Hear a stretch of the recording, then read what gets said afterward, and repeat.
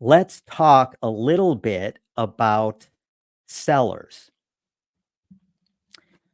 So, a lot of the headlines that you're hearing now is the 6% commission is going away, the 7% commission is going away.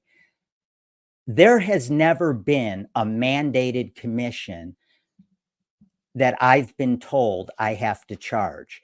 I have worked for several different brokerages. I've worked for small boutique brokerages. I've worked for Coldwell Banker. I've worked for a lot of different brokerages. I have never been told what commission I have to charge a seller.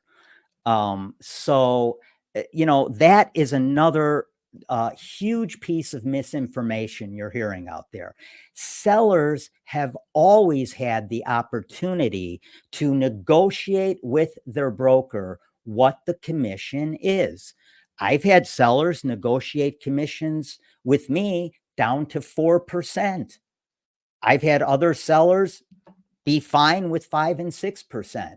I typically, me personally, my commission is rarely over 5%. And that's the average typically in the market that I'm in. I can't speak for other markets nationally, but I would suggest that it's probably pretty close. So the average commission, let's say it's 5%, but sellers can negotiate that any way they want. They don't have to list with a brokerage for 5%. They can negotiate that down to 4% if they want, or 3%. They have the ability to negotiate whatever they want and work with the broker they want that will meet their terms, or for that matter, not work with any brokerage at all and sell their homes by owner. Now, that's another good point, because I've worked with many for sale by owners, sellers selling their house by themselves off the MLS. And I've worked with many for sale by owners and helped them tried to help them sell their home, consulted with them on what their starting price should be, what they should do to get their home in order so that they can get the best price possible. And I haven't even charged them a dime for doing that.